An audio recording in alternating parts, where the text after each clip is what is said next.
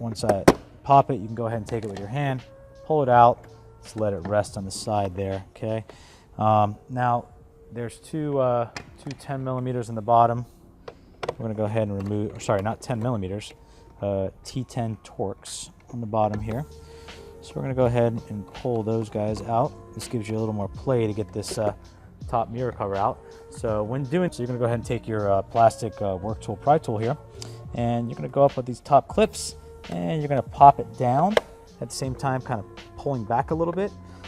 And there's also another clip on this side. So once you pop this one down, kind of go on the back of it and apply some pressure and pull it down. So just make sure that you pop those clips so you don't break them, because if you pop these clips and break them when removing it, you're not going to be able to install your cover back on. All right, so now we're going to go ahead and remove the factory light. So if you come over here, all right, so to get this light out, it's also another T10, one here and one in the front. So pretty simple to get these guys out. Set these things off to the side. These are the same size as the ones in the front, so don't worry about getting them mixed up. All right, so once you got that screw out, you're only one harness away. So you go ahead and just pinch this clip over here and pull that guy out. That's your factory one. Just make sure they are sided. Just match up the Dynablink to it. Make sure you do have the right side. And reverse the insulation here.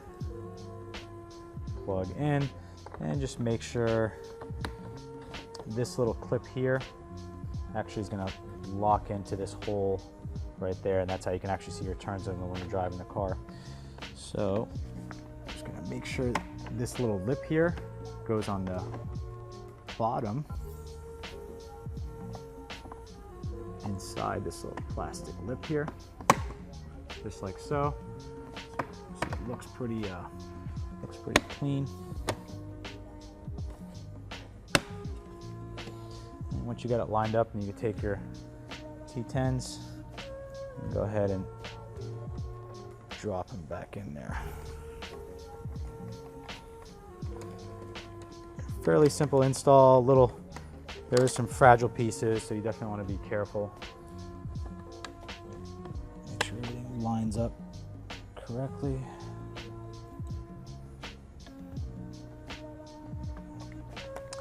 All right, so once you put this back in, now you can go ahead and reverse your install with your mirror cover. So we'll go ahead and remove the camera back over to the front.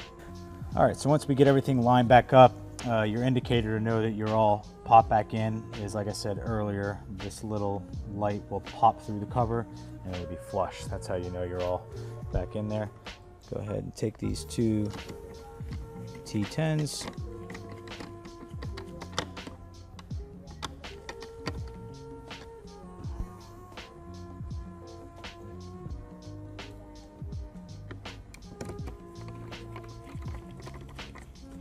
Okay, once you got those back in,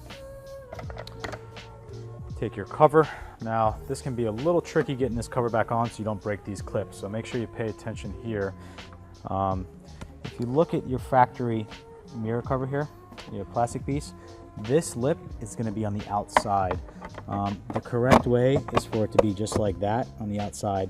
Now, it seems pretty easy to make sure it's that, but it's also very easy if you're not paying attention, because I have this mirror popped out, as you can see. If you don't have the mirror popped out, it's very easy to get on that side. If you're on that side of it and you attempt to push in, you will break those clips. And like I said earlier in the video, if you break these clips in the mirror, unfortunately the mirror is done. It's not going to hold in, it's going to fly on you when you're driving down the road. So I'm going to make sure that I'm in the correct channel there. And before I go ahead and try to push this thing in here, I'm also going to take a screwdriver, or sorry, not a screwdriver, a flashlight, and I'm going to look in to make sure I see the clip pop through there. If I do not see that clip pop through there, I cannot go ahead and muscle this thing in. So as you can see, I got the clip just exposed. Now I feel confident enough to go ahead and push in and make sure both clips go in. As you can see, the clip popped up in there, popped up in there. After that, we'll go ahead and put this this mirror back in. So the trick to getting this back in is these little channels here. We're just a line up to here. There's 4 of them, so this is pretty simple. So as soon as you put it in, a little clip, push in. Of course, once you're driving the car, you'll have to adjust the mirror, and that's it. Your Dynabank installation is done.